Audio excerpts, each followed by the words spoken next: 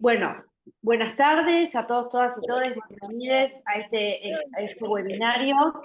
Este es el webinario. Hay alguien que tiene el micrófono abierto, que no sé quién es, porque deberían estar todos silenciados. Bueno, es nuestro webinario número 30 de este año.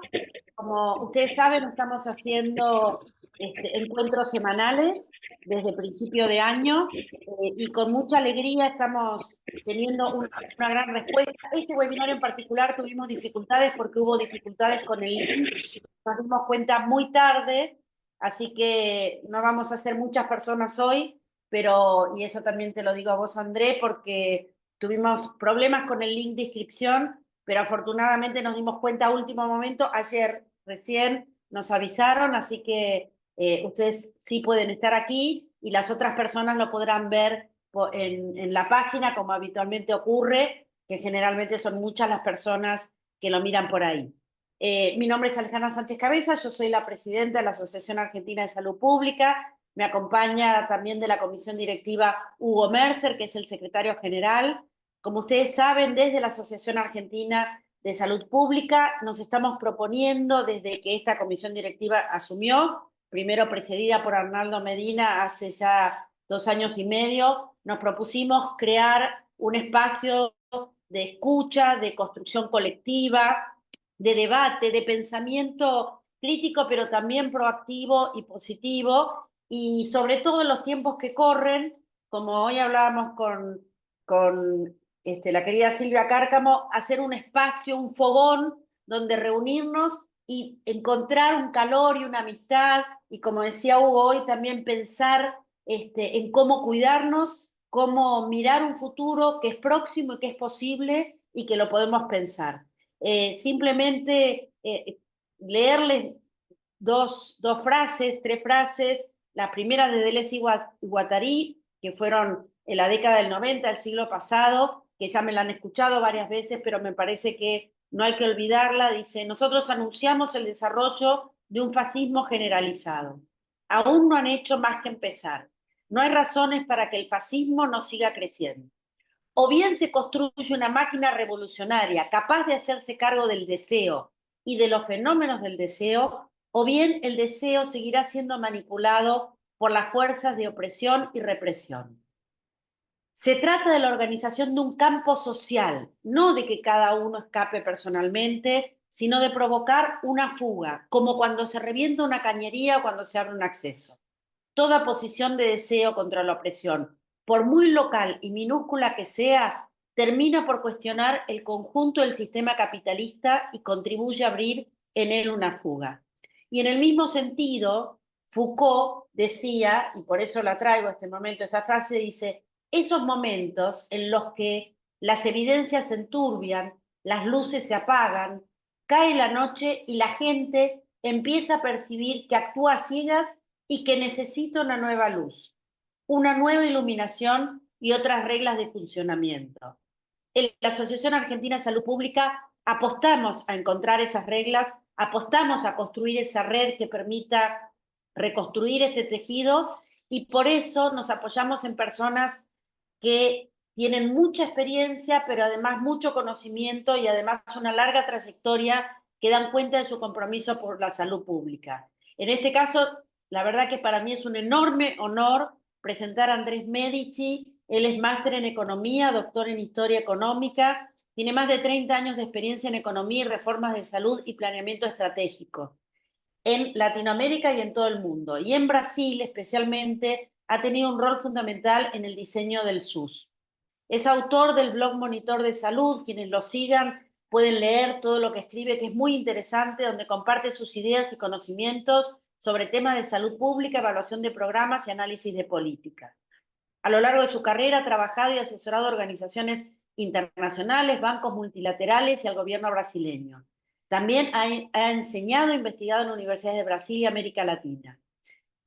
André dice que su misión es contribuir a la mejora de los resultados de salud y el bienestar social de la región, proporcionando información relevante y basada en evidencia al público y a los formuladores de políticas. Por eso, para nosotros y nosotras, es tan importante escuchar lo que él tenga para decirnos hoy, para ayudarnos a pensar a la salud en el contexto regional e internacional y cuáles son los principales desafíos que encontramos. Muchísimas gracias, André. Es un enorme placer tenerte con nosotros.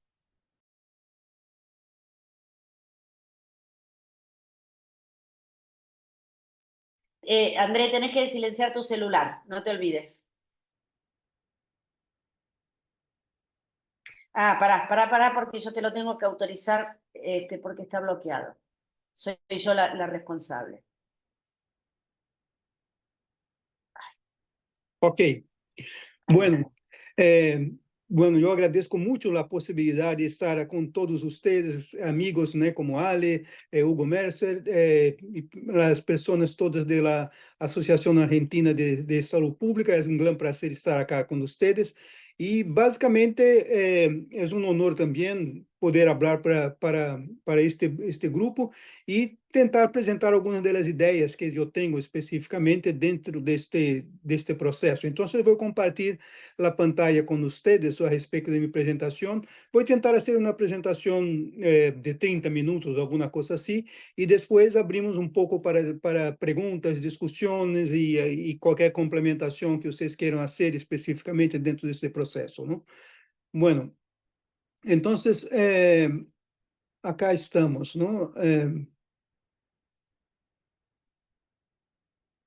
Bueno, vamos ahora a hacer el share screen.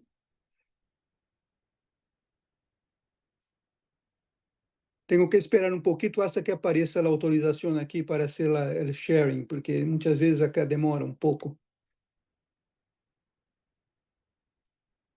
Ahora sí.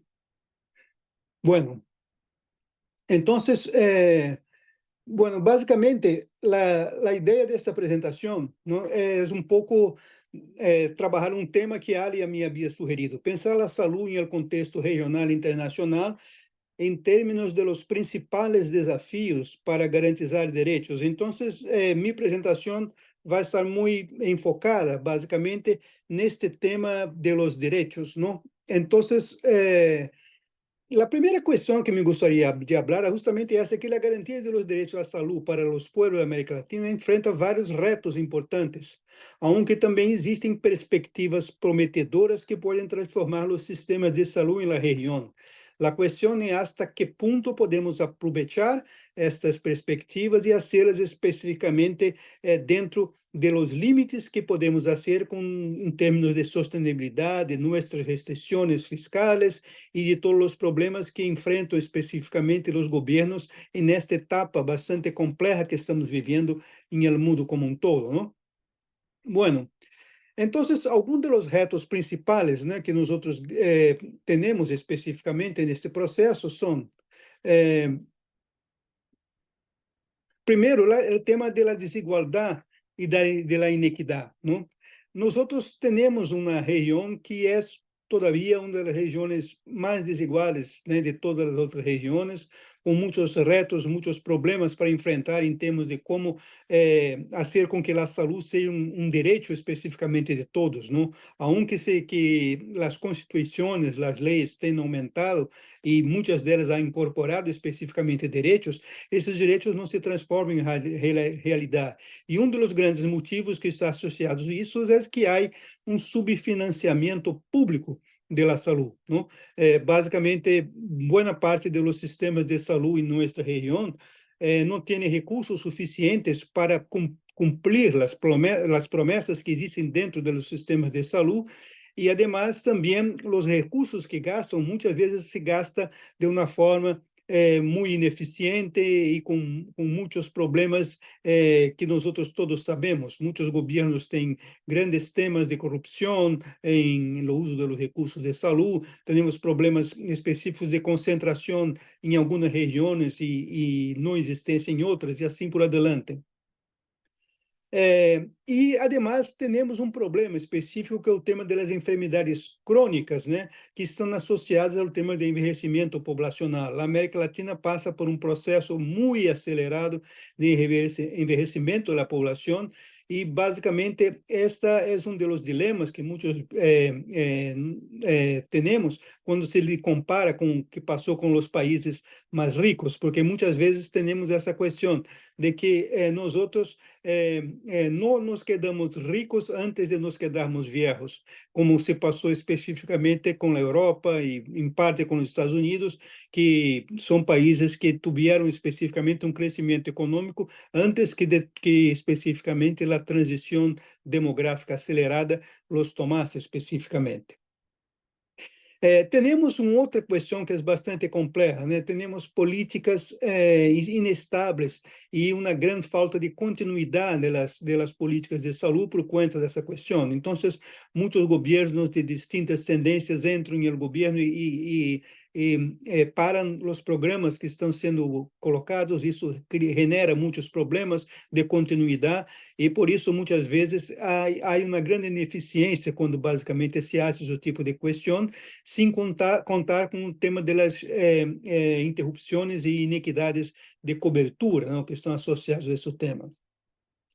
Tivemos, não somente nós outros, mas todo o mundo, o impacto da pandemia do Covid-19, que praticamente na América Latina ha sido muito forte, ha tomado muitos recursos, ha criado muitos problemas de desigualdades, ha acelerado os retos de desigualdade e iniquidade que havíamos falado antes. Então, essas questões especificamente vão trazer muitos problemas também hasta adelante. E com isso, há não somente por conta da pandemia que ha revelado, mas há grande problema de crescimento dos temas de saúde mental na região. Nós estamos neste momento, eu estou trabalhando como consultor, né, do Banco Mundial, porque eu estava no Banco Mundial até 2020, pero me he jubilado do banco e agora estou fazendo uma consultoria, basicamente, primeiro para países da América Latina e depois para países de África, sobre os temas de qual foi o impacto da pandemia nos temas de saúde mental.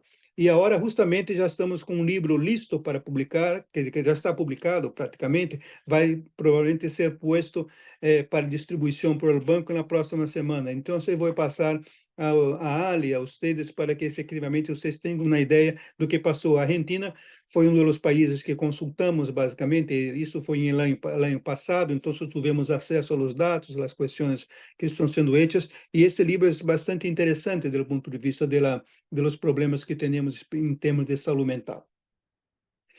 Bueno, entonces el primer tema que tenemos que hablar un poco más es el tema de la desigualdad y de la inequidad, ¿no? Entonces, la primera cuestión que yo quería hablar un poco es el tema de cómo es desigual dentro en la interna de los propios países los temas de la expectativa de vida, ¿no? Porque la expectativa de vida siempre para mí ha sido un indicador muy sintético, especificamente do que passa no sistema de salud, porque ele trabalha basicamente com toda a curva, né, da mortalidade, da morbilidade por idade, não? Então, basicamente, temos acá dois tipos de análise da expectativa de vida. A expectativa de vida ao nascer, em anos, né, neste caso, mas também a expectativa de vida saudável ao nascer, que é um conceito que ha sido utilizado nos últimos 10, 15 anos, não? E que, basicamente, ele subtrai, basicamente, da expectativa de vida ao nascer, os anos de vida que as pessoas perdem por la enfermidade. Não? Então, isso dá basicamente uma ideia de quanto as pessoas estão perdendo também em termos de vida saudável. Não? Então, quando nós outros miramos essa questão, há sempre uma diferença porque é uma subtração. Nós outros podemos mirar que, basicamente, em termos de expectativa de vida a nascer, há uma diferença de 18 anos. Em Canadá, se tem uma expectativa de vida de 82 anos. Pero Haití, que é o país que tem a expectativa de vida mais baixa, de 64. Então, há um gap, há um intervalo de 18 anos entre o país das Américas, em geral, que tem a maior expectativa de vida e o que tem a menor, não? E aí se pode mirar por sub-regiões como se passa, mesmo dentro de Estados Unidos, que é América do Norte, há uma diferença entre Canadá e Estados Unidos, em el Cono Sur, não, uma diferença grande entre Chile e Paraguai, não tão grande, mas basicamente o Cono Sur tem um pouco mais parejo em termos de expectativa de vida, não? Em América Central há grandes diferenças, né? Costa Rica e Honduras têm 9 anos, América Latina, né? América Andina también 8 años, si comparamos Perú y Bolivia. Caribe hispánico llega a 14 años, porque está Haití allá, ¿no? Y el Caribe no hispánico también, una diferencia grande cuando se compara con Guyana, ¿no? Esas son básicamente las subregiones que utiliza la Organización Panamericana de Salud para esos temas. Pero si nosotros miramos en términos de la expectativa de vida saludable, ¿no? Ahí miramos que básicamente, primero que esta es mucho menor, tenemos una diferencia de 11 años, o que significa, por lo menos si se compara a Canadá, o que significa que estamos perdendo em promédio uma parte considerável da vida dos latino-americanos por conta da morbilidade. E isso significa que, basicamente, muita gente vive em condições de saúde muito precárias, e essa precariedade das condições de saúde faz com que, especificamente, muitos anos de vida sejam perdidos, especificamente por a questão de las de la vida saludable que não é lograda por la poblação. Então, basicamente, essa é uma primeira questão que eu queria trabalhar, basicamente, em termos de desigualdade. Pero há outras desigualdades que temos que mirar também, não? Básicamente, a questão de la porcentaje de población que es cubierta por servicios esenciales de salud en 2021. Entonces, este es básicamente el concepto que está vinculado con uno de los objetivos de desarrollo social en este momento, uno de los ODS, que es el tema de la cobertura. Y este es un dado para 2021. Nosotros vamos a mirar que ahí se tiene un renglón de varios tipos de inequidades. Países que se obtienen uma porcentagem de cobertura entre 20% e 39%, que são basicamente alguns países de África, alguns países de Oceania e Sul de Ásia. Esses são países que têm uma cobertura muito mais baixa, não? Agora, temos, em geral, a América Latina está em um renglón, né, entre 60% e 79% na maioria dos países, e alguns países, né, como Uruguai, que Brasil está acá também, e em grande medida por conta do SUS, nesse caso, não? E também o Chile, que tem uma cobertura em termos de 80% e mais. Pero a maioria dos países da América Latina se situa entre 60% a 79% de cobertura de serviços essenciais de saúde, o que significa que uma parte substancial da população, todavia, não está coberta especificamente por esses serviços essenciais. Pero isso se mostra basicamente um pouco o quadro da inequidade de saúde que todavia persiste em termos de acesso, né? E há que lograr que basicamente este objetivo de desenvolvimento social que prevê a cobertura universal de saúde hasta 2030 está todavia muito lejos de ser cumprido, não? E seguramente vai ser mais um objetivo que não vai ser cumprido, como também não foram cumpridos os objetivos de saúde do milênio em 2015. Então, todavia estamos um pouco correndo atrás, né, da realidade, quer dizer, não conseguimos especificamente cumprir, lograr os objetivos que estão sendo planteados. Bueno, el otro tema que quería hablar entonces es el tema del subfinanciamiento público de la salud, ¿no? En este caso específicamente, ¿no? Nosotros tenemos primero una idea de cuál es el gasto de salud como porcentaje del PIB en los países seleccionados de América Latina, que es bastante desigual, ¿no? Hay países que gastan mucho, ¿no? Como Cuba gasta casi 14% del PIB, ¿no? Yo sé que muchas veces es demasiado, pero hay que mirar que es un país que efectivamente tem uma população de adultos maiores muito grande neste momento, não? Pero temos acá os outros percentagens. Grande número de países, né, está gastando alrededor de 9%, alrededor de 9, quase 10% de saúde. Pero há muitos países que gastam muito pouco, não? Há que mirar, por exemplo, o que passa específico com Venezuela, com Haiti, que são países que estão gastando em saúde neste momento muito pouco, basicamente em função da situação social e econômica que estão vivendo neste momento, não? Entonces, este tipo de desigualdad hay que ser mirada también, no solamente de la perspectiva del gasto total, porque el gasto total es la suma específicamente del gasto público con el gasto privado, y el gasto privado es el gasto de los seguros privados más el gasto del bolsillo. Entonces, hay que mirar básicamente cómo son esos dos componentes también, lo que está siendo cubierto por el gasto público y lo que está siendo cubierto por los otros gastos. Y en esa cuestión que nosotros podemos mirar, que é que, segundo dados da CEPAL, o gasto público em saúde em América Latina e no Caribe corresponde solamente a 3,8% do PIB. Ou seja, a maior parte do gasto que temos em América Latina, por lo tanto, é gasto privado, não? A recomendação da OMS é que por lo menos se tenha 6% do gasto do PIB com saúde. Então, estamos bastante por debaixo do promédio que propõe a OMS. E se nós miramos a região, vamos mirar que há um aumento, porque acá se tem, neste gráfico que eu estou mostrando, que é um gráfico de 16 países, não solamente estamos cobrindo especificamente os gastos do governo central. Então, os países que têm que são federalistas, que têm estados e tudo, não, esses gastos não estão acá. Isso é basicamente importante porque em países como o Brasil, como a Argentina, como o México, são países que têm um gasto muito substancial de las províncias, de los estados, e nesse sentido esses gastos não estão acá. Mas nós outros podemos mirar que, do ponto de vista solamente do gasto do governo central, entre 2000 e 2019, há um aumento, né, do porcentagem do PIB que é hecha por gasto do governo central em promédio na região. Passa de 1,5 para 2,3.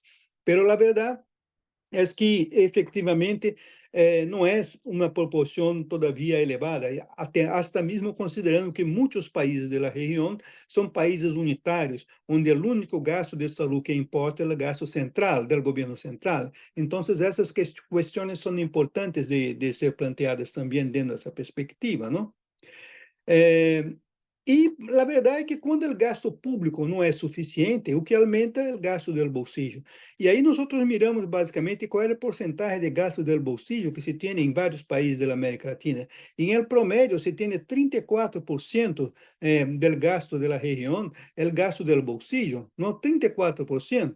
Mas há países que gastam muito mais que isso, se nós miramos Venezuela, Guatemala, né, Honduras, que são países que neste momento mais pobres também estão gastando quase 50%, não, do gasto de saúde, é gasto direto do bolsillo, significa que a pessoa está totalmente desprotegida, porque se não tem plata, não tem saúde. Então, essas são questões que são importantes de colocar. Já outros países, né, como Argentina, Colômbia, até mesmo o Brasil, né, o Brasil está com 27%, tem uma proporção já um pouco maior da cobertura específica de los gastos públicos, por lo tanto, os gastos do bolsillo já não são tão altos assim como se pode. Então, este é um pouco o contexto que se tem em América Latina quando se trabalha com o tema do financiamento. ¿No? Tenemos básicamente una región donde se tiene un gasto público muy pequeño, en general, menor do que se recomenda por la Organización Mundial de Salud, y es un gasto del bolsillo muy alto, porque ni el gasto de la seguridad social privada, ¿no? Del seguro privado, es tan grande así, que es grande en algunos países, pero no es presente en la mayoría de los países. Bueno, então, vamos à segunda questão que queríamos falar um pouco, que é o tema das enfermidades crônicas e do envelhecimento populacional. Nós podemos dizer que a América Latina está passando por um processo largo de envelhecimento da população, não? Em linhas gerais, né, entre 2015 e 2050, a população com mais de 65 anos em la região vai aumentar de 7,9% hasta 17,8%. E os maiores aumentos serão em países do Cono Sur e do Caribe, onde basicamente essa proporção poderá chegar aos 35%, 30% em alguns países, como Uruguai, como Argentina, Chile. Então, são temas que são bastante complexos. Aqui temos, por exemplo, o que vai passar, né, com os países da OECD, os 36 países da OECD em termos generais, mas também temos acá os outros países da região, como essa proporção vai aumentar muitíssimo em determinados tipos de processos, não? Então, que tipo de consequências esse tema do envelhecimento vai levar? Primeiro, tensão nos sistemas públicos de saúde e nos esquemas de pensão, já que há muitos desafios fiscais para financiar um sistema onde a população não, de adultos maiores aumenta e a população que está em idade de trabalho se reduz. Então, esse é um problema complicado, porque a maioria dos sistemas de pensão na América Latina são sistemas de reparto, e sendo sistemas de reparto, se tem uma dificuldade muito grande de generar os excedentes necessários para financiar especificamente pensões, não? Isso vai generar problemas de que a carga de impostos poderá aumentar ao longo do tempo, e com isso também se pode ter, se os impostos não são suficientes para financiar esses temas de sistemas de saúde associados a uma população maior de adultos maiores, onde efetivamente o tema das doenças, das enfermidades crônicas e o tema del gasto de saúde tende a aumentar, são questões que vão quedar-se bastante complexas nos próximos anos, não? A verdade é que o incremento da taxa de dependência é justamente isso, a divisão entre a população que não está em idade de trabalhar, né, por a população que está em idade de trabalhar. Então, a verdade é que esta taxa de dependência vai aumentar, e isso vai reduzir muito o tema da sustentabilidade das redes de seguridade social. E com isso também há outros problemas, porque muitos dos países não têm uma infraestrutura, e não somente a infraestrutura, instituições adaptadas à idade, o que pode resultar em temas de exclusão social e dificuldades para aceder aos serviços essenciais para essa população de adultos maiores, não?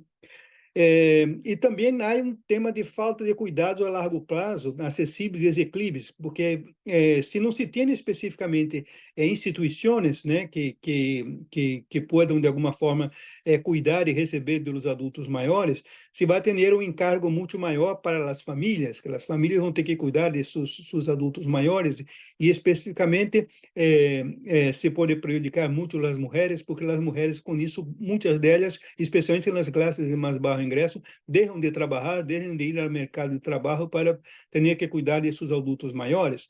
Então, são problemas que efetivamente estão associados a esse tema do envelhecimento da população.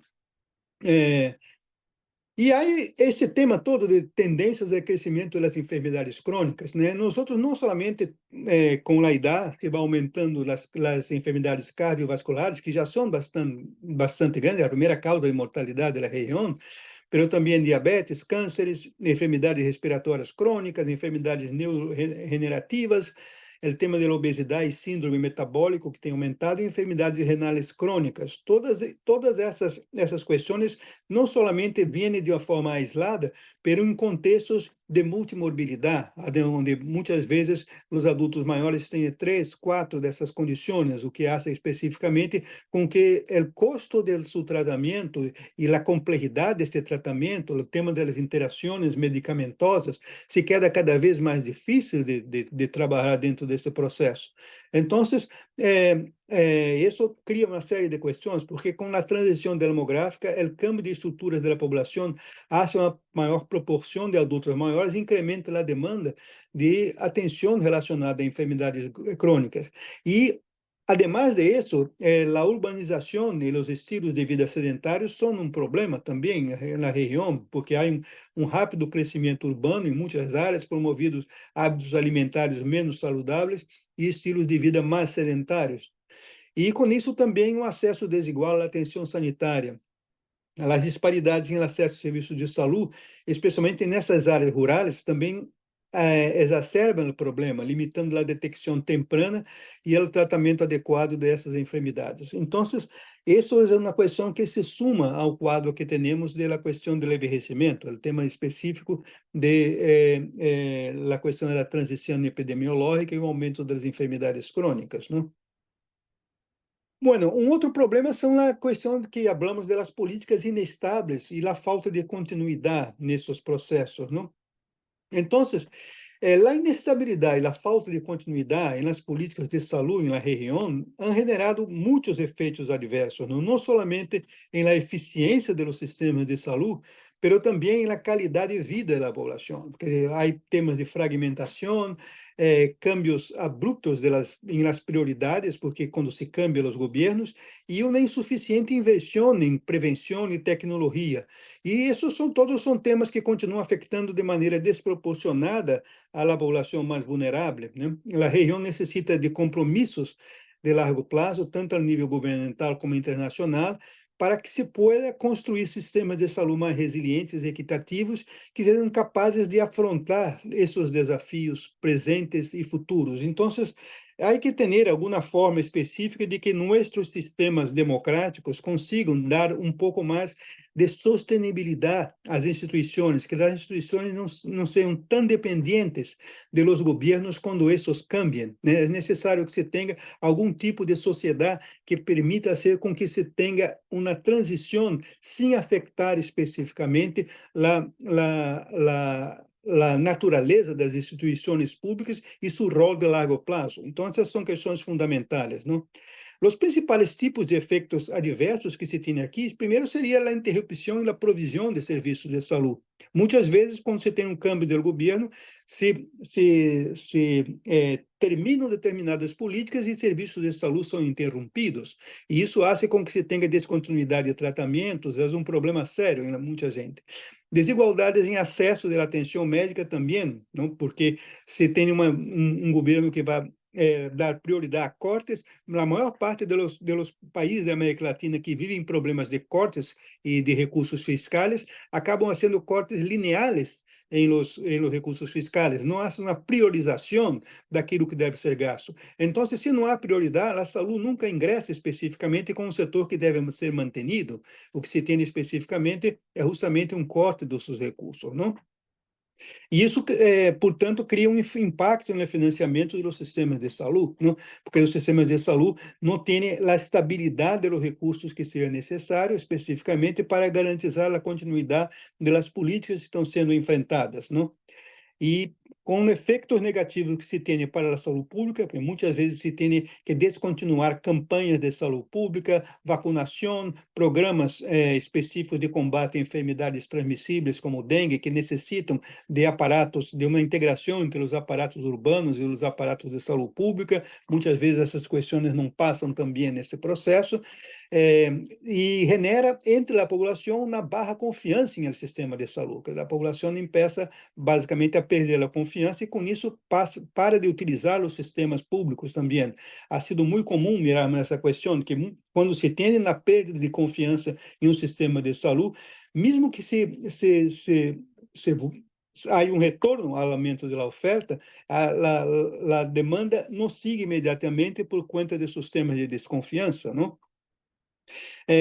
Com isso também se desgasta o personal de saúde, não? Que se queda impactado com os baixos sueldos e com problemas específicos de sobrecarga de serviços, muitas vezes, com burnout, uma série de questões que estão acontecendo com muita frequência, especialmente depois da pandemia, quando efetivamente muitos serviços todavia não se recompuseram totalmente sua força de trabalho e há muita gente dentro do personal de saúde que não está mais se dirigindo aos serviços de saúde por conta de que os ambientes de trabalho vão se tornando cada vez piores nesse processo. Há uma dificuldade para implementar reformas estruturais, porque as reformas de saúde não são sencillas, são reformas de largo prazo. E, basicamente, se não se tem especificamente a possibilidade de continuidade entre governos, não se tem a possibilidade de especificamente implementar reformas que vão cambiar as estruturas. O que se tem é a descontinuidade, não? É, Falta de inversión en temas de innovación y prevención también, que básicamente uno de los grandes temas que se tiene en este momento es que el sector salud es seguramente el sector que más incorpora tecnología en todo el mundo, pero essa tecnología muchas veces custa caro e efectivamente ela vem em todos os campos, né? Especificamente não somente no tratamento, em novos medicamentos, mas também em temas de promoção, prevenção e agora também na questão do uso da inteligência artificial, da telemedicina e de outros temas desse tipo que fazem com que se possa estender a cobertura de alguma outra forma. Mas é necessário que se invita em recursos básicos para se possa cambiar, não somente em el tema del equipo especificamente, pero también en el tema de las mentalidades, porque efectivamente esos tipos de servicios necesitan de otros y nuevos procesos de trabajo que muchas veces la población no está entrenada, no está capacitada para poder utilizarlo. Outro tema seria a erosão das alianças de cooperação internacional, não? Muitos países mantêm alianças internacionais que garantizem saúde, cooperação de largo prazo em termos de tecnologia, em termos de vacuna, em termos de assistência, pero quando se há especificamente essas interrupções de governo, na verdade, isso pode perder-se também. E com isso se genera o tema pior, que é uma grande vulnerabilidade ante crises sanitárias, não? Com países que se têm especificamente todos esses processos, vão ter efeitos adversos como esse em termos de vulnerabilidade ante as crises sanitárias. Bueno, entonces yo voy a abrir una ventana para hablar de la pandemia del COVID-19, porque así como la gripe española también tuvo impactos en prácticamente una década y media después en términos de la organización, siguiéndose incluso una cuestión de las guerras que de alguna forma tuvo uma certa influência da pandemia da gripe espanhola, nós podemos dizer que a pandemia da Covid-19 está tendo consequências graves do ponto de vista da organização do sistema de saúde. Não há uma total retomada do processo. A pandemia revelou as profundas desigualdades em acesso à saúde na América Latina e Caribe e afetou gravemente o alcance dos direitos de saúde, de alguma forma. Aunque alguns avanços se lograram em termos de inovação, o tema, por exemplo, da telemedicina, que já existia há quase 20 anos, mas estava adormecida, não? De alguma forma, a pandemia mostrou a possibilidade de utilizar a telemedicina, que já era um recurso disponível, né? Os desafios estruturais e a falta de equidade continuam sendo barreiras significativas para que se possa garantizar o direito à saúde na região. Então, é fundamental que os países fortaleçam seus sistemas de saúde para garantizar que o direito à saúde seja verdadeiramente universal, resiliente e equitativo, incluso frente a futuras crises sanitárias, que essa é uma outra questão que há que pensar também. Todo o tema, como se pode, eu me acordo muito bem dessa questão, que quando se tuvo especificamente a pandemia, antes da pandemia, né, em 2019, houve um estudo internacional da Johns Hopkins em Estados Unidos, junto com The Economist, e que fizeram uma classificação dos sistemas de saúde para mirar basicamente que sistemas tinham, de alguma forma, uma melhor capacidade da resposta às crises sanitárias e implementar o regulamento sanitário internacional. E a América Latina estava muito bem, em termos assim da questão.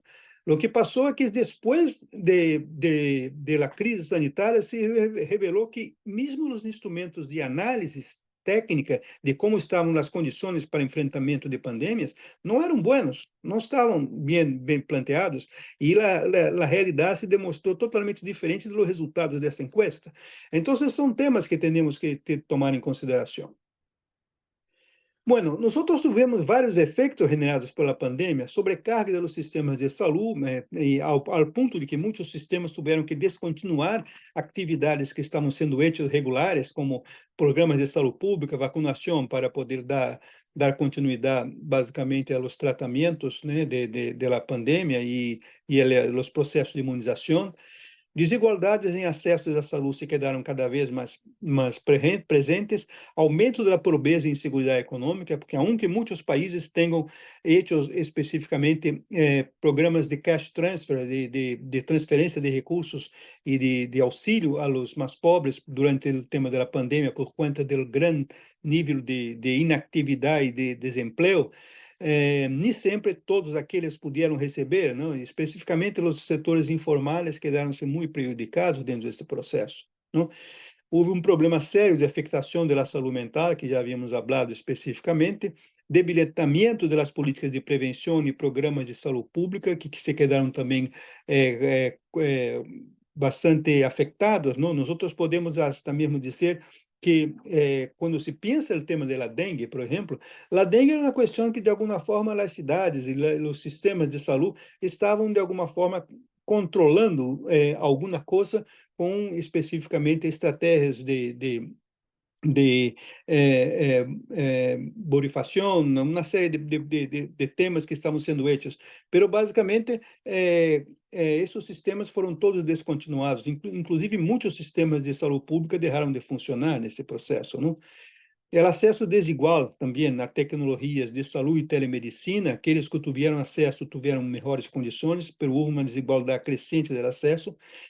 O debilitamento dos direitos laborais do personal sanitário, o personal de saúde acabou tendo que trabalhar em condições totalmente irregulares e fora de los manuais de direito que deveriam ser utilizados, com sobrecarga, com basicamente salários desiguais, uma série de questões desse tipo. E reforço da importância do direito à saúde como um direito humano fundamental, porque efetivamente um dos pontos positivos da pandemia foi especificamente mostrar a importância que os setores de saúde têm. Então, se esperava de alguma forma que efetivamente este processo pudesse recomponer a questão de los gastos com saúde. E efetivamente, se nós miramos ao largo da pandemia e nos últimos anos, houve um crescimento do gasto público de saúde, mas, de alguma forma, especificamente, aún há grandes brechas que temos que cumprir dentro deste processo.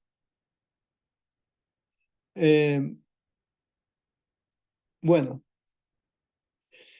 o tema de saúde mental, não? A saúde mental em América Latina e no Caribe tem um impacto significativo em los direitos de saúde, destacando as desigualdades estruturais e a falta de recursos que são dedicados, né, a este que é um componente fundamental do bem-estar, não? E para garantizar que os direitos de saúde se respeitem plenamente, os países devem investir mais na infraestrutura de saúde mental. Há sempre que mirar que a saúde mental nunca foi integrada com os serviços de saúde, estava sempre como na maioria dos países, né? Alguns países tinham um pouco melhor esse processo, mas na maioria dos países da América Latina, ela era um apêndice. Os profissionais de saúde mental não se mesclavam com os profissionais de saúde, efetivamente tinham estratégias aisladas, não se considerava a saúde mental como uma coisa que era fácil de obter dentro dos serviços de atenção primária, por exemplo. Então, esses tipos de questões são questões que efetivamente mostram que agora é necessário reconstruir as políticas de saúde mental e de uma perspectiva de integração com as políticas de saúde de uma forma um pouco mais general, né? Ou seja, essas políticas têm que ser inclusivas, têm que estar basadas em atenção comunitária, em promover uma atenção equitativa, integral e respeituosa dos temas também de direitos humanos. Então, é um dos temas mais importantes que ha sido planteado nos últimos anos, é o tema da saúde mental, não? Há muitos efeitos da saúde mental em direitos da saúde na América Latina. Há um acesso desigual ao serviço de saúde mental, já sabemos disso especificamente. Se nós outros miramos, não há nenhuma percepção da demanda e, especificamente, há o tema da oferta praticamente inexistente na maioria dos países. Há uma caracterização social de estigmatização e discriminação das pessoas que sofrem o tema de saúde mental, não? O financiamento é insuficiente para a saúde mental. E na encuesta que nós outros hicimos, miramos que a maioria dos países da América Latina não dedicam sequer 0,5% do PIB para o tema da saúde mental, o que é uma questão assim bastante compleja nesse ponto de vista, não? Isso tem impacto nos direitos laborais e educativos também, impacto desproporcionado em populações vulneráveis, porque são elas especificamente que não têm acesso aos serviços de saúde mental, consequências graves também para o tema da saúde física das pessoas, porque há uma integração, há imbricamento entre o tema de saúde mental e saúde física, e isso é uma questão que especificamente tem que ser estudado cada vez mais. Falta de políticas integrais de saúde mental, porque a saúde mental, como falamos, é sempre pensada de uma forma muito aislada, e há impactos também fortes no tema de direitos humanos, porque em muitos países se confunde o tema de saúde mental com temas de discriminação, com temas criminais, e se trata mal especificamente as pessoas que têm problemas que deveriam ser tratadas pelo serviço de saúde e não por la justiça. Então, são questões desse tipo que deveriam, de alguma forma, ter também um pouco mais de foco dentro deste processo. Bueno, entonces hasta ahora hablamos de muchas cosas malas, ¿no? Pero ¿qué tenemos de perspectivas prometedoras, de alguna forma? Entonces, basicamente, o que nós podemos dizer nesse processo é que uma delas é que há, hoje por hoje, aunque de forma lenta, né, fortalecimento dos sistemas universais de saúde. Todo o contexto internacional dos objetivos da Rolo Social, esse processo todo, vem criando um consenso de que a saúde é especificamente um tema de direito e que seus sistemas têm que ser fortalecidos, não? O tema da inovação tecnológica, que as tecnologias, especificamente as tecnologias de informação, a inteligência artificial e também as novas tecnologias que estão hechas nas áreas de farmacêuticos, de equipamentos médicos vêm sendo grandes inovações ao longo desse processo, não? O tema da participação comunitária e integração intercultural passa a ser uma perspectiva muito forte, porque a saúde tem que ser parte da comunidade, ela não é um sistema aislado, mas tem que se pensar a saúde como uma continuidade entre a existência da pessoa e os serviços, não? Ou seja, não se vai tratar simplesmente de los enfermos. A saúde é um tema de cidadania, um tema que se trata quando as pessoas estão sanas também. É necessário que se pense saúde dentro dessa perspectiva, não? O financiamento e a cooperação internacional pode ser um grande tema de apoio também. É necessário que se fortaleçam os canais que se tem nessa perspectiva, porque sempre há a possibilidade de transferência de tecnologia, transferência de conhecimento e que pode melhorar os sistemas. O tema do enfoque na saúde preventiva, a prevenção cada vez mais ela passa a ser uma estratégia, incluso dentro do setor privado de saúde. Mire que os planos de saúde cada vez utilizam mais sistemas de saúde preventiva como forma de reduzir seus custos e esta mesmo maximizar sua ganância dentro desses processos, não? E a questão dos modelos basados em valor, né? Em value-based healthcare, que é basicamente uma forma diferente, né, de não somente de organizar os serviços com uma centralização no paciente, com o tema de trabalhar a saúde populacional e com um critério de custo-efetividade que efetivamente evite os despilfarros que se tem dentro do setor. Então, basicamente, é o fortalecimento. Eu vou pôr agora alguns statements sobre cada uma desses temas que estão aqui. Então, o fortalecimento dos sistemas universais de saúde na América Latina é essencial para garantizar o direito à saúde, que o direito à saúde se converta em uma realidade tangível para todas as pessoas, independentemente de sua situação econômica, ubicação geográfica e condição social. Um sistema de saúde universal, inclusive, assegura o acesso equitativo e a qualidade e melhora da resiliência da sociedade e, por isso, protege os direitos de todos, não? A segunda é o tema da inovação tecnológica, não? Porque a inovação tecnológica em saúde tem o potencial de transformar os sistemas sanitários em América Latina, sendo-os mais acessíveis, equitativos e efetivos.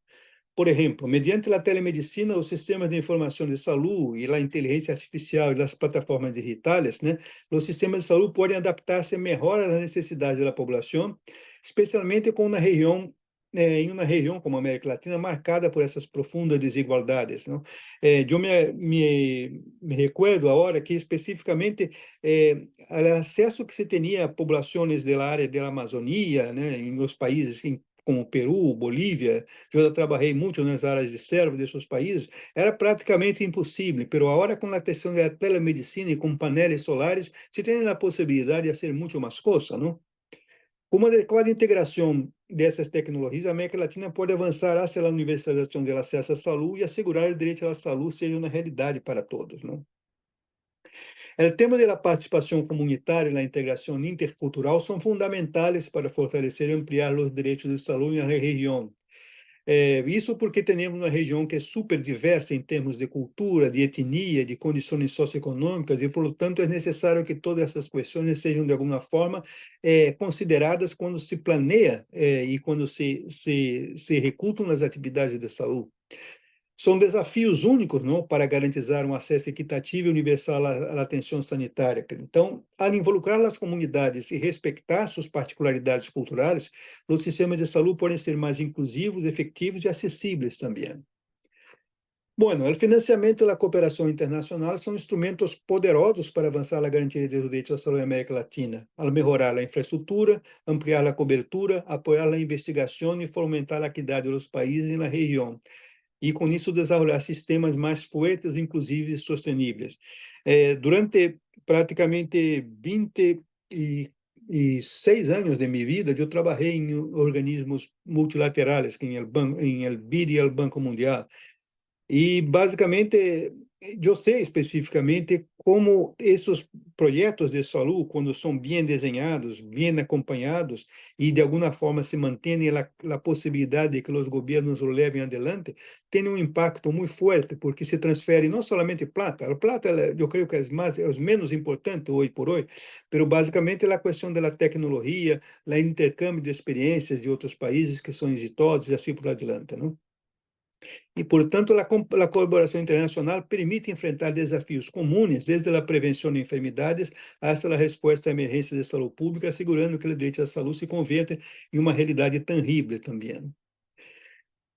A outra questão é que, basicamente, ao reduzir a carga de enfermidade, não? E optimizar os recursos e promover a equidade e garantizar o acesso da educação sanitária, o enfoque da prevenção permite aos governos o fortalecimento do sistema de saúde de maneira sostenível. E com isso se garante a todos, né, independentemente de condição econômica, socioeconômica, né, que possam especificamente exercer seu direito à saúde, né? A saúde preventiva não só melhora os resultados de saúde individuais, mas promove sociedades mais sanas, equitativas e resilientes a largo prazo. E, porém, do sistema dos modelos de saúde basados em valor, né, que eles podem melhorar significativamente os direitos de saúde na América Latina ao centrar-se em la qualidade, equidade, eficiência e sustentabilidade. Ao priorizar os resultados de saúde dos pacientes, né, e otimizar os recursos e promover uma atenção mais coordenada, com isso se evita muitos despilfarros também, né, e centrado no paciente, os enfoques de valor permitem que mais pessoas tenham acesso a serviços de saúde de alta qualidade, fortalecendo o direito à saúde de maneira equitativa e sostenível. Por lo tanto, e aí para terminar essa questão, o tema, né, aunque a América Latina enfrenta importantes retos, né, em la garantia de los direitos de saúde, há oportunidades para avançar. As reformas hacia sistemas de saúde mais inclusivos e o uso da tecnologia e um enfoque de prevenção e da equidade podem ajudar a superar as barreiras atuais e melhorar o acesso à qualidade da atenção para o futuro. Então, isso seria basicamente o pontapé inicial do que podemos falar, e aí espero que podemos fazer uma interação de acá adelante. Muitas graças. Bueno, muchísimas gracias, André. La verdad que impresionante la rapidez con que hablas castellano. No se puede creer.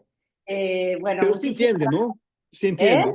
Se Pero entiende se entiende. perfecto, se Ok. entiende perfecto, se entiende perfecto. Nos quedan pocos minutitos porque tenemos que dejar la sala, pero yo te pediría antes de que, nos gustaría que hicieran, bueno, te están felicitando, hay personas de todo el país te están agradeciendo y felicitando, pero digo, antes de abrir a las preguntas, que quien quiera puede levantar la mano y yo le habilito el micrófono o escribirlos en el chat, pero yo sé que vos conocés muy bien las políticas económicas de nuestro país, has escrito bastante al Sí. respecto.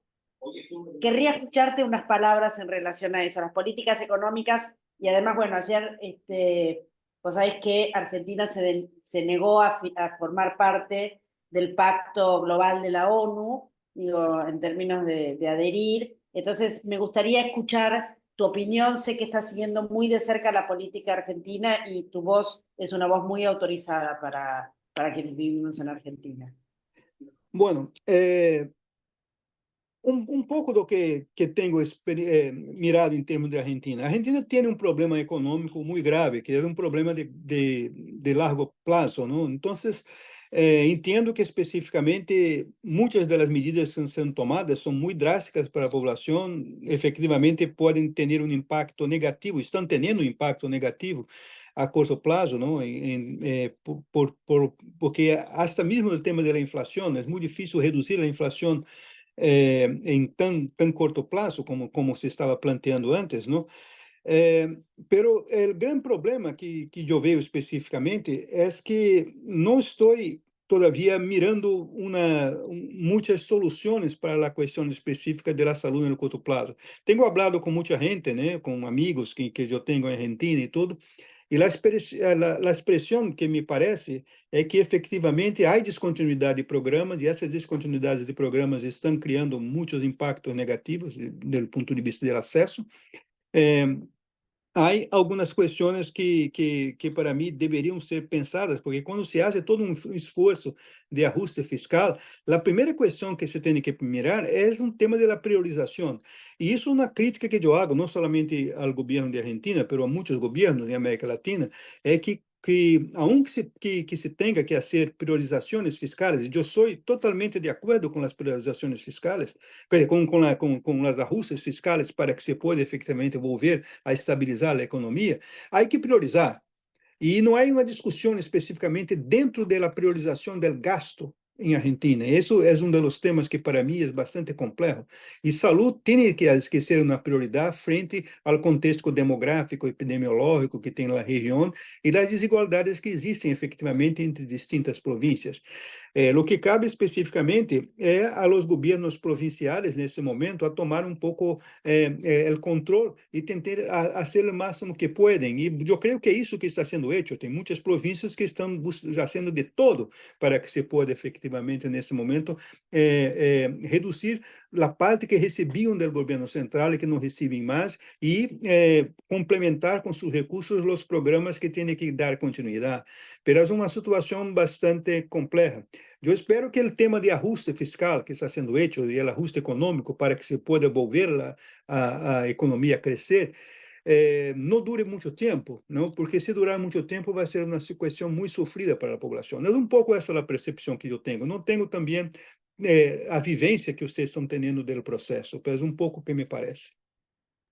Sí, no solamente no se prioriza la salud, sino que hay Sim, programas muy importantes como Salud Investiga, por ejemplo, que tienes un programa de investigación de 22 años que se cerró, plan de sim, prevención del embarazo no intencional en sim, la sim, sim. adolescencia, Isso me plan. falou, Federico Tobar me falou sobre isso, sim. Claro, exactamente. Digo, Sim. bueno, Federico lo conoce muy de cerca, pero sí, y muchos otros. El plan remediar prácticamente nos está É entregando. Digo, uma hay pena. unas cuestiones muy, muy dolorosas para todas las personas, pero no quiero, O no Plan quiero. Remediar eu considero um erro, porque foi dos projetos que eu fiz quando eu estava em Elbir na época, e Mira, Federico estava trabalhando com Rinês nesta época também. sí, exactamente, Sim. exactamente. María de los Ángeles te pregunta, bueno, creo que algo lo contestaste, pero pregunta cuál es el desafío de la salud pública en Argentina, creo que lo contestaste. Pregunta si es el fin del Estado benefactor, se va contra las políticas y los modelos públicos. Bueno, hay mucho padecimiento acá. Gabriela dice, el problema es que ante estos ajustes se pierde el acceso a los derechos de salud.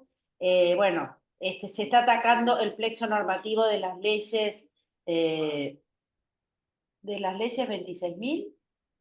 No sé, Cecilia, que pusiste ahí, pero no lo entendí.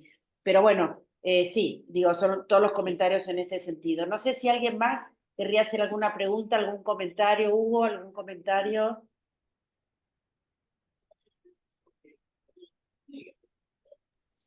No, agradecerle a André, como era previsible, brillante su presentación, y interesante porque lo hace desde una experiencia vital y profesional donde vio todo. Y nada de lo que está ocurriendo lo sorprende. Sí.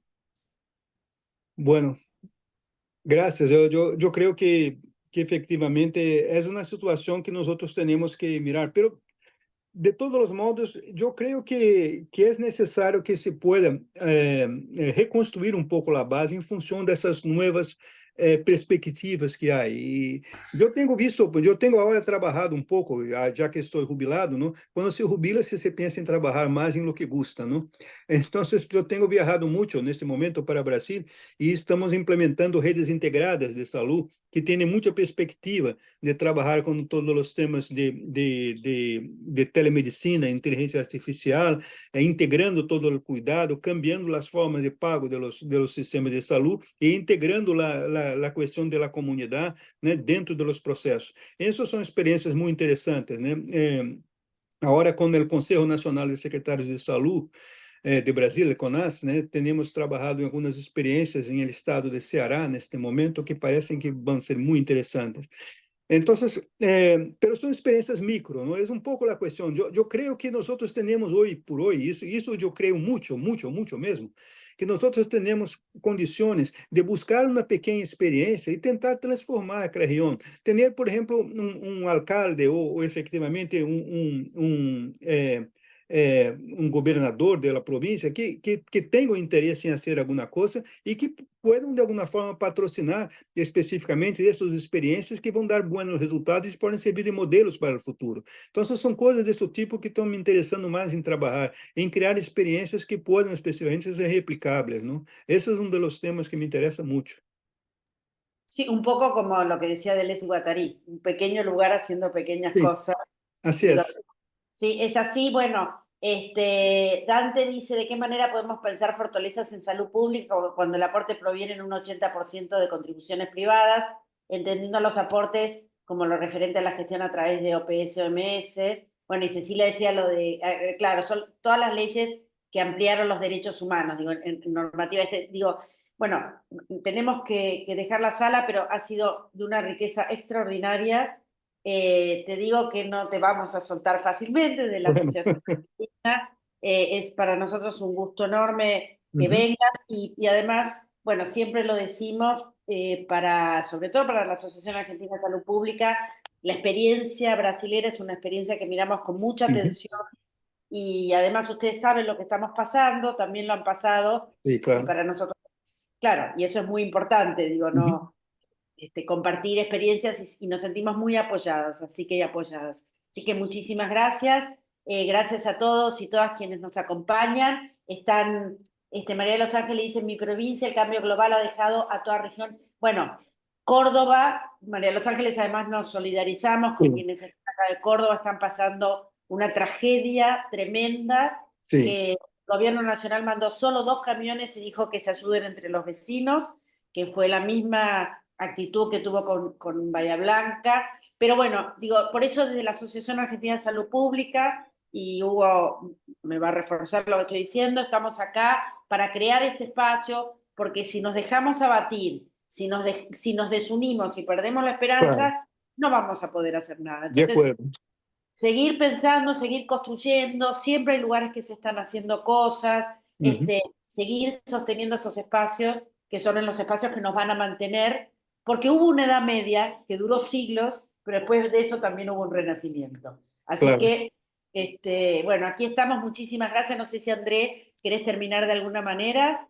Bueno, Cerrar. me gostaria novamente agradecer a possibilidade de estar com vocês, foi um grande honor para mim, e ter essa possibilidade de fazer esse intercâmbio, escutar um pouco suas experiências, suas vozes, não? Rever amigos, não? Isso tudo é muito importante.